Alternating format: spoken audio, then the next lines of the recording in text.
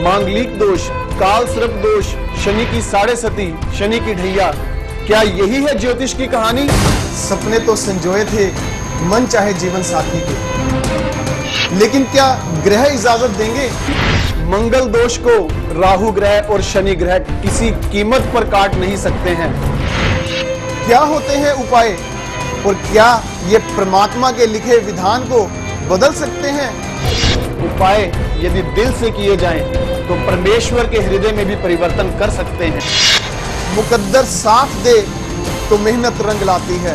ज्योतिषाचार्य रमित मलिक जी द्वारा आपकी जन्म तिथि, जन्म समय और जन्म स्थान पर आधारित कुंडली पर बहुत ध्यान लगाकर की गई रिसर्च से एक ऐसी दिव्य भविष्यदर्शी कुंडली फल तैयार की जाती है जिसका नाम है जीवन सार अमृत कुंडली फल। उपाय बेहद आसान, करें जीवन का कल्याण। जय माता दी। दर्शकों, मैं पिया गुप्ता आप सभी का बहुत बहुत स्वागत करती हूं आपके अपने बेहद खास कार्यक्रम तारे ज़मीं में।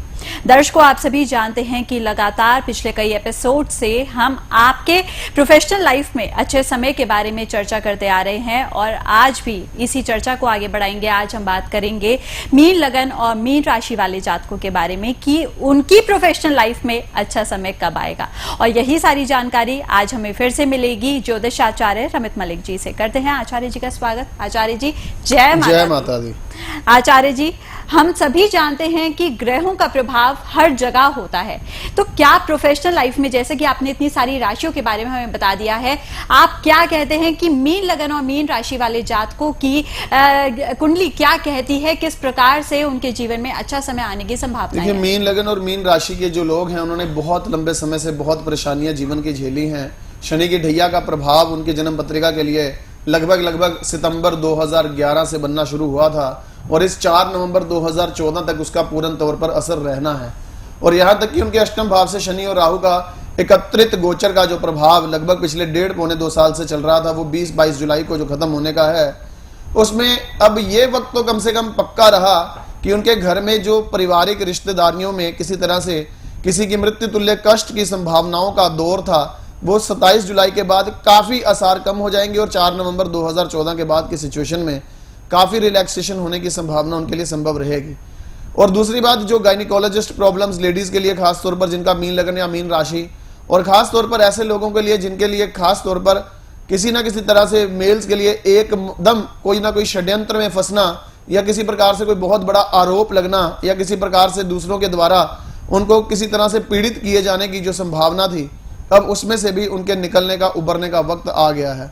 4 नवंबर 2014 के बाद मीन लगन और मीन राशि के लोगों के प्रोफेशनल लाइफ में उनके लिए एक बात केवल ध्यान रखने वाली है कि पार्टनरशिप और कॉन्ट्रैक्ट से दूर दूर से नमस्ते रखना। किसी के साथ मिलकर काम करने की ऑफर आए उसमें हाँ नहीं करनी। इंडिविजुअल अर्निंग सोर्सेज में अगर आप कोई कदम बढ़ाना चाहते हैं तो पूरी तरह से उसमें आपको सफलता मिलने की संभावना संभव है। शर्त वही रहेगी हमारी, जो हम हर कार्यक्रम में कहते हैं कि आपकी कुंडली के दशा अंतरदशा आपको सपोर्ट करनी चाहिए। दशा अंतरदशा सपोर्ट नहीं कर रही तो ये सारी बातें जो मैं बता रहा हूं उसका कोई फायदा नहीं है, कोई असर नहीं है, और दशा अंतरदशा को ठीक करने का कार्य आप स्वयं कर सकते हैं। आपके पास अगर अपनी जन्म पत्रिका है, आपके पास एक अच्छा एस्ट्रोलॉजर है, आप जाएं अपनी उस कुंडली के बारे में उनका मार्गदर्शन लें। जिसके पास भी मार्गदर्शन लेने जाएं, जिनके ऊपर आपको विश्वास है, भरोसा है, उनके पास जाएं। चमत्कार की उम्मीद ना करें, उनसे पूछे पिछली कुछ चंद घटनाएं जो आपके साथ घटित हों, जो आपके समय जीवन में आपने बहुत सारी स्थितियां अपनी लाइफ में अप्स एंड डाउन्स वाली देखी हैं, सुने उनसे कि क्या उसका कोई कनेक्शन आपकी जन्म पत्रिका के अंदर मिल रहा है, और अगर कोई कनेक्शन मिल रहा है तो उसका क्या उपाय करना है वो जान लीजिए। और सही समय पर किया गया उपाय आपके जीवन की इन परेशानियों से दूर करके आपको सफलता के रास्ते की तरफ आगे बढ़ाएगा, ऐसा मेरा मानना है। बहुत सारे लोगों के जन्म पत्रिका के अंदर बहुत खराब कॉम्बिनेशन होते हैं। किसी के काल सर्प दोष होता है, साढ़े सती होती है, ढैया होता है, किसी के लिए मांगलिक दोष का प्रभाव होता है, किसी के लिए अल्प मृत्यु का योग होता है, किसी के यहाँ संतानहीनता का कॉम्बिनेशन होता है। ये कॉम्बिनेशंस को आप अपने रेमेडीज के द्वारा जितनी जल्दी ठीक करवाएं उतना ही अच्छा आपको फल निश्चित तौर पर मिलता नजर आएगा। बिल्कुल आचार्य जी, तो चलिए दर्शकों, अभी अभी आपने सुना आचार्य जी ने आपको बताया है मीन लगन और मीन राशि वाले जातकों के बारे में। इसी प्रकार से अगर आप भी अपनी राशि के बारे में जानना चाहते हैं, समाधान जानना चाहते हैं, या कोई भी परेशानी आपको परेशान कर रही है, तो कॉल कर सकते हैं। नंबर्स आपके सामने आपके स्क्रीन पर लगातार फ्लैश कर रहे हैं, या फिर आप टेलीफोनिक अपॉइंटमेंट के माध्यम से भी जुड़ सकते हैं। आचार्य जी, जब हम बात करते हैं टेलीफोनिक अपॉइंटमेंट के बारे में, मैं आपसे जानना चाहती हूँ, बिल्कुल एक यूनिक सा कॉन्सेप्ट है, टेलीफोनिक अपॉइंटमेंट आप ले सकते हैं, किसी को आपके पास आने की भी जरूरत नहीं पड़ेगी। ये आइडिया आपके माइंड में अचानक से कैसे आया? बहुत सारे लोगों का ये प्रश्न होता था कि हम ज्योतिर्विदों को मिल के आने के बाद जो अच्छी अच्छी बातें रहती हैं वो तो दिमाग में याद रहती थी, क्योंकि उस समय शायद इतना मुग्ध हो जाते हैं उन बातों में कि हमारा अच्छा वक्त आने वाला है, और कई ऐसी बातें बड़ी डरावनी याद रहती थी जिसके बारे में उन्होंने ज्योतिर्विदों ने खास तौर पर मन में भय पैदा किया होता है। लेकिन कई बार ऐसा होता है घर पहुंचते तक तो आधे उपाय हमारे दिमाग से साफ हो चुके होते हैं, फिर ज्योतिर्विद के पास फोन करते हैं तो ज्योतिर्विद कहते हैं इतना समय नहीं है कि बार बार आपको वही चीजें बताते चलें, उस समय नोट कर लेना चाहिए था। या बहुत सारे लोग ऐसे हैं ज्योतिर्विद जो कहते हैं कि अच्छा जी पूछना क्या है वो बताओ। उन्होंने पूछा, आपने उत्तर में 4 सवालों के जवाबों की बजाय 5 उपाय लिखे और उनको घर भेज दिया। लोग असंतुष्ट से रह जाते थे, बातचीत पूरी हो नहीं पाती थी। तो जो ये टेलीफोनिक कन्वर्सेशन और उसको कंसल्टेंसी जिसे हम बोलते हैं, उसमें आपके साथ मेरी जितनी बातचीत होती है वो कंप्यूटर के माध्यम से हम उसको पूरा रिकॉर्ड कर लेते हैं, उस सारी की सारी कॉल को पूरी तरह से स्पष्ट बात जैसे आपकी मेरी चल रही है, ये सारी बात उसमें रिकॉर्ड करके आपके प्रश्नों के उत्तर भी उसमें रिकॉर्ड होते हैं, आपके प्रश्न भी रिकॉर्ड होते हैं, आपके मेरी जो बातचीत है, जो मैंने उपाय बताए हैं वो सब कुछ रिकॉर्ड होते हैं। वो बाद में आपको सीडी के रूप में या ईमेल आईडी पर आपकी वो सारी रिकॉर्डिंग भेज दी जाती है कि आप उसको दोबारा से सारी बातचीत को सुन सकते हो, उपाय नोट कर सकते हो, कोई बात आपके जहन से निकलेगी नहीं। और उस मुताबिक अगर आप अपने जीवन की कार्यशैली को पूरी तरह से मैनेज करते चलोगे तो आपके लिए आने वाला समय बहुत अधिक लाभकारी परिणाम आपको देगा। आपके लिए जीवन में बड़ा एक अच्छा कंसेप्ट है। अगर आप टेलीफोनिक कंसल्टेंसी चाहते हैं, आपको ये लगता है कि बुक बनवाने के जो है वो विषय में बाद में सोचेंगे, पहले हम ये कार्य कर लें, तो उन लोगों के लिए एक बहुत बड़ा कदम है। आप लोग इस टेलीफोनिक कन्वर्सेशन और कंसल्टेंसी के माध्यम से अपनी जिंदगी की समस्याओं से आसानी से निकल सकते हैं। बिल्कुल आचार्य जी, तो चलिए दर्शकों, अगर आप टेलीफोनिक अपॉइंटमेंट लेना चाहते हैं, नंबर्स आपके सामने है, कॉल कर सकते हैं। आगे बढ़ेंगे इसी के साथ। आरती जी हैं हमारे साथ लाइन पर दिल्ली से। जय माता दी। जय माता दी आचार्य जी। जय माता दी। Aarti ji, date of birth? Date of birth है जी 5 नवंबर 2010। टाइम बताइएगा। मैं अपने बेटे के बारे में पूछना चाहती हूँ। टाइम बताइएगा। 8:20 AM जी। जन्म का स्थान? जन्म के स्थान दिल्ली जी। बेटा है बेटी है आपकी? हाँ जी, बेटा है अंश गुप्ता। अंश के बारे में आपका 5 नवंबर सन 2010 और 8:20 सुबह का जन्म है। वृश्चिक लगन, तुला राशि। इसमें राहु की महादशा और राहु की अंतरदशा चल रही है और जन्म जात 7:30 का प्रभाव है। बहुत सारे कार्यक्रम आपने मेरे देखे होंगे, मैंने हमेशा चर्चा की है कि मैं काल सर्प दोष से भी ज्यादा खतरनाक मानता हूं अगर किसी की पत्रिका के अंदर बेसिक जन्म जात 7:30 या जन्म जात ढैया हो। आपके बेटे की कुंडली में वो कॉम्बिनेशन है, सूर्य भी उसका नीच राशि में है। इस जातक की जन्म पत्रिका के लिए अच्छी बातें भी है, पॉजिटिव नेगेटिव बातों का भी संकेत पूर्ण तौर पर बनता है। नेगेटिव बात यह कि इसकी जब तक 7.5-8 साल उम्र नहीं हो जाती, इसके लिए बड़ा सचेत रहना। तबीयत इसकी बार बार खराब होने का योग रहेगा। आपने इसको जीवन में इसकी इम्यूनिटी पावर बहुत कम होगी। एक चिप्स 1-2 बाहर से खा लिए, अगर बाहर की कोई चीज खा ली तो 4 दिन इसकी तकलीफ ऐसी रहेगी कि आप कहेंगे कि इससे अच्छा तो हम बाहर खिलाते ही ना इसको, या बाहर की कोई चीज देते ही ना इसको। इसकी जिद पूरी करना भी आपको भारी पड़ जाता है। इस जातक के लिए ऐसा होता है, ऐसा होता है। हाँ। इसको बाजारू चीजों का बिल्कुल जीवन में दोषजनक परिणाम है, क्योंकि राहु सेकंड हाउस में, सेकंड हाउस होता है फूड हैबिट्स का, वहां राहु नीच राशि का है। और खास तौर पर जो बाहर की बाजार की तली हुई चीजें हैं, खास तौर पर टोस्ट, ब्रेड पकौड़ा, जो ऐसी चीजें खास तौर पर जिसे बड़े चटकारे लेकर खाया जाता है। और ध्यान रखना, देख लेना चाहिए, समझ लेना चाहिए किस लोकेलिटी में वो दुकान है, कहां से वो ऑयल खरीदता है। बहुत सारे लोगों के पास तो ऐसी भी परिस्थिति होती है कि जो शनि देवता का उपाय करवाने के लिए आपके घर घर से तेल कलेक्ट करते हैं। बहुत सारे लोग तो उन्हीं से तेल खरीद के उसी के पकौड़े तल देते हैं। आप लोग बड़े चटखारे लेकर खाते हैं तो उसका भार बच्चे के ऊपर आता है।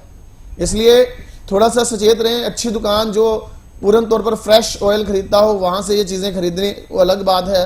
अन्यथा ये दोष जीवन में पैदा होने से पूर्ण तौर पर जो ग्रह स्थितियां हैं वो काफी हद तक डाउन होने का कॉम्बिनेशन रहेगा। अब राहु की जो महादशा इस बच्चे के ऊपर है वो केतु के नक्षत्र में है। इसके पहले ऊपर के दांत आए थे कि नीचे के दांत आए थे इसके? जी ऊपर के। ऊपर के दांत आए थे। ये तो और समस्या है फिर इसके ननिहाल के ऊपर। इसके जन्म जी और पक्का जी याद नहीं है आपकी? अब याद भी नहीं है? नहीं जी, नीचे के या पक्के ऊपर के आए थे। अच्छा, दांत कोई टूटा तो नहीं है अभी इसका? नहीं दांत तो नहीं टूटा जी। ओके, और एक बात और बताओ, जब गुस्से में होता है या किसी तरह से इसको किसी तरह से कोई बात पसंद नहीं आती या किसी के साथ झगड़ा करता है तो इसको काटने की आदत है किसी को या हाँ आराम जी, हाँ जी, है? काट सी लेता है। अच्छा, आचार्य जी यहाँ पे आपको एक मिनट रोकना चाहूंगी। आरती जी आप भी सुनिएगा जरा। आचार्य जी मैं आपसे जानना चाहती हूँ, आपने यहाँ पे इनसे जो इनके बेटे के सिम्टम पूछे हैं ये कि उनके ऊपर के दांत आए थे या नीचे के, और जिस तरीके से इन्होंने जवाब दिया तो यहाँ पे ननिहाल की तरफ कष्ट की स्थिति कैसे उत्पन्न हो सकती है दांतों से, वो भी? देखिए बहुत सारे ज्योतिष के ऐसे लक्षण होते हैं, आप समझती होंगी आप आरती जी कि बहुत सारे लक्षण ज्योतिष बोलते हैं उसे। लक्षण ज्योतिष का मतलब क्या होता है कि हमारी जन्म पत्रिका के अलग अलग जो ग्रह हैं वो हमारे बॉडी पार्ट्स को भी रूल करते हैं, और दांतों का, ऊपर के दांतों का खास तौर पर पहले आना बच्चे के लिए वो उसके ननिहाल के लोगों के लिए कष्टकारी साबित होने का संकेत भी होता है। और जैसे मैंने पूछा कि दांतों ये काटने की आदत है, इसको अगर किसी तरह गुस्से में आ जाए तो इन्होंने बोला कि हाँ ऐसी भी आदत है। ये समस्या क्या है कि केतु इनकी जन्म पत्री में प्रभावी है, केतु इनकी पत्री में खराब है। आरती जी इनके लिए क्या उपाय करना है वो भी समझ लो। आपका प्रश्न विशेष तौर पर तबीयत को लेकर था क्या? हाँ जी, और आगे का फ्यूचर उसका कैसा रहेगा, पढ़ाई में कैसा रहेगा? ये पढ़ाई में तो ये ठीक निकलेगा, लेकिन इसकी पत्री में लिखा है कि 10th क्लास करने के बाद ये ज्यादा इंटेलिजेंसी अपनी दिखा पाएगा अपने मार्क्स में। 10th तक एवरेज रहेगा, इसके परसेंटेज जो है 70% से अबव तो रहेंगे, लेकिन पोजीशन होल्डर नहीं होगा। अच्छा जी। इसके लिए उपाय क्या करने हैं वो समझ लो। इसका गुरु का कवच है आपके पास क्या?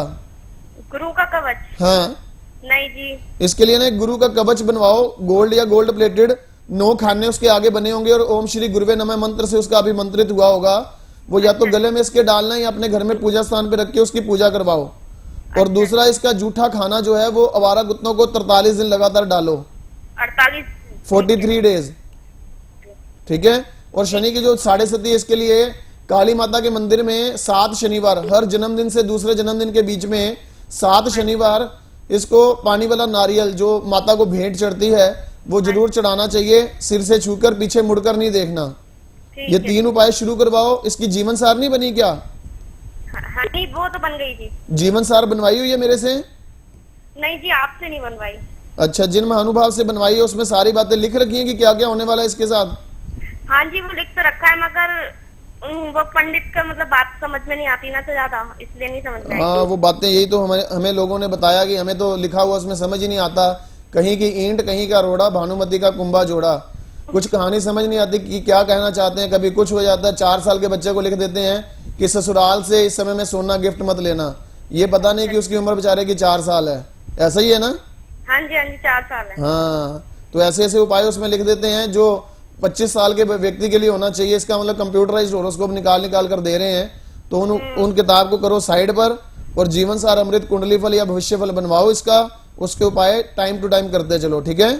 ठीक है, बिल्कुल। तो चलिए आरती जी, ऐसे ही आप जल्दी से बनवा सकती हैं जीवन सार, अमृत, कुंडली फल। इन सारी किताबों को साइड कर दीजिए, क्योंकि हर एपिसोड में आचार्य जी आप सभी को बताते हैं कि और किताबों में और जीवन सार, अमृत, कुंडली फल में क्या फर्क है, किस प्रकार से ये किताब आपको सही मायने में आपके जीवन के बारे में बताएगी। अगर आप अपने जीवन के बारे में जानना चाहते हैं तो जीवन से खिलवाड़ मत कीजिए, आज ही बनवाइए जीवन सार, अमृत, कुंडली फल। नंबर्स आपके सामने, आपके स्क्रीन पर लगातार फ्लैश कर रहे हैं।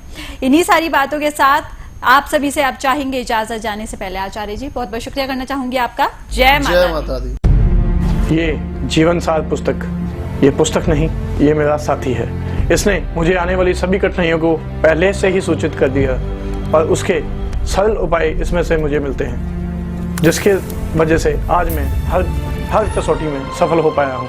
मैं तो यही बोलूँगा, ये पुस्तक नहीं, बल्ले बल्ले है, बल्ले बल्ले। अपनी ही जन्म तिथि और जन्म समय पर आधारित जीवन सार, अमृत, कुंडली फल आज ही मंगवाएं और बने मां वैष्णो देवी की अपरंपार कृपा का हिस्सा। उपाय बेहद आसान, करें जीवन का कल्याण। संपर्क सूत्र 0161 5055 455, 0161 5080